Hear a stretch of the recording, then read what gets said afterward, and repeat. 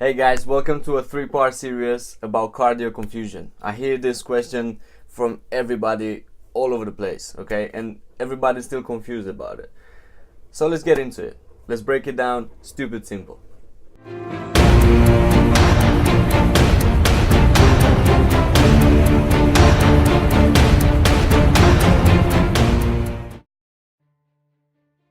Now, before we get into it, what upsets me the most is that I see people doing things without knowing what they're doing, right? Without having the knowledge of why they're doing it in the first place. I see people running on those treadmills for hours and hours and hours and fucking hours and cross trainers and all these kind of things, but they don't know why they're doing it for, right? Everybody, they just want to lose fat, they want to do this, they want to do that, but they don't have a clear vision of why they're on that machine in the first place. Does it make sense? So before we get into anything, instead of just going online and just reading about all these things, because they're so confusing out there. If you go now and type on Google what's the best cardio to lose fat, you're gonna find, I don't know, man, a million of results out there, and then you start to read all of them, and then after you're done reading them, you're still confused, right? So before you get even more confused, let's break it down stupid simple and know exactly what cardio actually does. There's only three things that you can use cardio for. So number one is fat loss, which is probably the biggest thing out there, and most people are looking for it, okay? Because in these days now, everybody just they want to look nice, they just want to burn fat, they want those six-pack, they just want to look good in the mirror, right? So that's number one, fat loss cardio. Number two is where your aerobic condition comes into place, which, for example, you're getting ready for a marathon run, or just it's just how much your body and how long for your body can take an activity, right? That's the aerobic condition. And then lastly is the muscle endurance cardio, okay? How long your muscles can stay under tension for a longer period of time. I'm gonna start with number one, which is the fat loss, okay? And then in the next video we're gonna talk about the muscle endurance, and then in the other one, the aerobic conditioning, okay? So let's get straight into the fat loss. When it comes to cardio, guys, the most important thing to keep in mind is your heart rate, okay? So depending on your heart rate, that's where it depends which cardio your body does.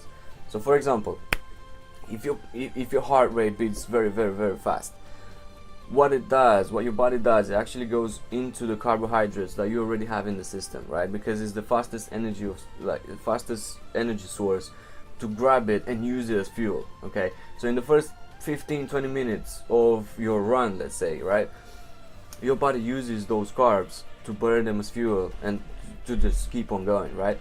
But because your heart beats very fast, after those 15-20 minutes, after the carbs are gone, what happens is your body will go straight into the muscle mass to use it as fuel, right? Because it's a free energy source, and it doesn't really have enough time to get into the fat source and to use it as fuel, okay? So there's no enough time because your heart is beating so fast, so it needs the energy, and it needs it fucking now. So it's gonna it goes straight into the muscle mass to burn it out, to help you, staying alive in that, activity that you're doing, the high intensity activity. The best way to burn body fat is when your heart rate is actually lower, right? So for example, one quick example to achieve this is using the treadmill, but you go very high in incline, all right? So you go on, let's say, maximum incline, you put the treadmill, and then let's say you grab 1 kilo dumbbells, right? So you have 1 kilo dumbbell here, one here, and then you keep on walking. You don't jog or anything, or you don't run on it. You basically you walk a bit faster than normal, so you kind of like brisk walking, right? But just so you have an idea of how fast you should do it, while you're walking, you should be able to have a conversation as well at the same time, right? So you don't have to be like out of breath and kind of talk, right? So if you go on a maximum incline, let's say for a speed of, I don't know, 5 or 6, right, the speed of the treadmill, and with 1 kilo dumbbells in your hands, and then just keep on walking like that for about 30 to 45 minutes, that's pure fat burning right there, okay? That's a fat burning cardio.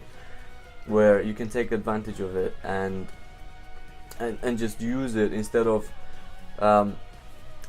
just running like crazy for like, I don't know, 1 hour or something on the same level, because that's when your body burns the muscle. All right, keep this in mind, because this is very, very important when you do your cardio, because so many people do it, but they do it wrong because they don't know what they're going it for.